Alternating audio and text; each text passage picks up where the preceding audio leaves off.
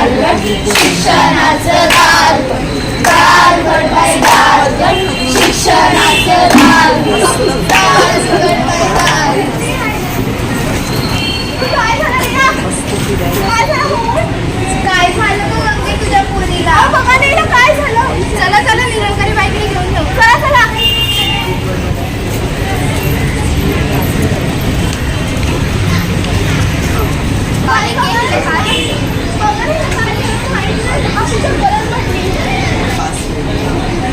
ठीक आहे. हिला दिवसातून 2 वेळा दे. दुसऱ्या दिवशी स्वतःहून माझ्या दर्शनासाठी चालत येईल. निरंकारी बाई की जय हो. निरंकारी बाई की जय हो.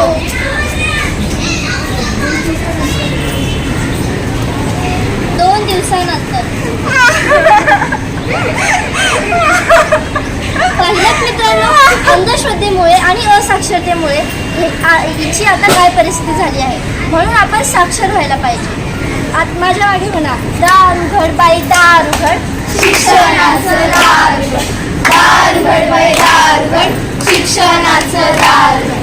दार उघड बाई दार उघड, शिक्षणाचं दार उघड. दृश्य 2. अगं रुक्मिणी इथे काय गं? मागल्या वर्षी मी आता कर्ज घेतलंस ते परत कधी देणार आहेस? अहो मालकीनबाई, थोडंसं दिलं, थोडंसं नंतर देईल. आणि व्याज कोण देणार? अहो मालकीनबाई, एक तर पावसाळ्यामुळे माझ्या शेतामध्ये पीक येत नाहीये आणि पीक आले की मी तुमचे पैसे परत देईन. शेत? कोणाचं शेत? अहो माझं शेत. अगं मागल्या वर्षी कांद्रा तोंडाने का अंगठा दिला, त्यामुळे तुझं शेत मालकिनीच्या नावावर केलं. आणि आता तू पैका लवकर नाही दिलं तर तुझं घरदार सगळं मालकिनीच्या नावावर होईल. अरे देवा.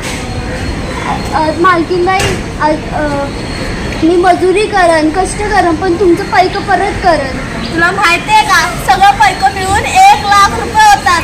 1 लाख रुपये मजुरी करून तू कसं फेडणार? मालकीनबाई, मी नक्की फेडून तुमचं पैक.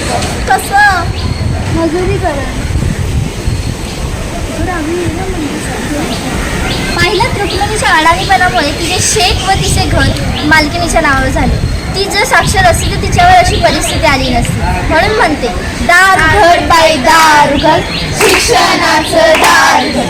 दार उघड बाई दार उघड, शिक्षणाचं दार उघड.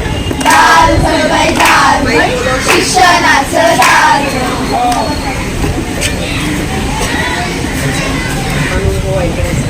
तुम्ही आहे का घरात? हो आहे. दीपक मात्र इथेच राहतात का? हो. त्यांच्याकडे तुमच्याकडे तार आली.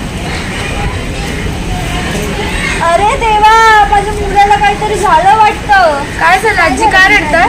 हे बघा, माझ्या मुलाला काहीतरी झालं वाटतं. अरे देवा. काय हो? काय झालं? माझ्या मुलाला काहीतरी झालं वाटतं. अरे देवा, मी तुम्हाला म्हणत होते ना, कशाला पाठवलं त्याला फौजीत. झालं ना आता काहीतरी. हो, तुम्ही काय रडताय? काय झालं? हो, माझ्या मुलाला काहीतरी झालं वाटतं. दाखवा इकडे दार. अहो, तुमच्या मुलाला काय झालं नाही. तुमच्या मुलाला राष्ट्रीय पुरस्कार भेटणार आहे, पेढे वाटा पेढे. हो का? अहो, रडताय कशाला आता? हसा की जरा. जर एक महत्त्वाची तार आली तर तुम्ही काय करणार? तुम्हाला काय करणार? म्हणून मी सांगते. म्हणून मला एक वचन द्या की तुम्ही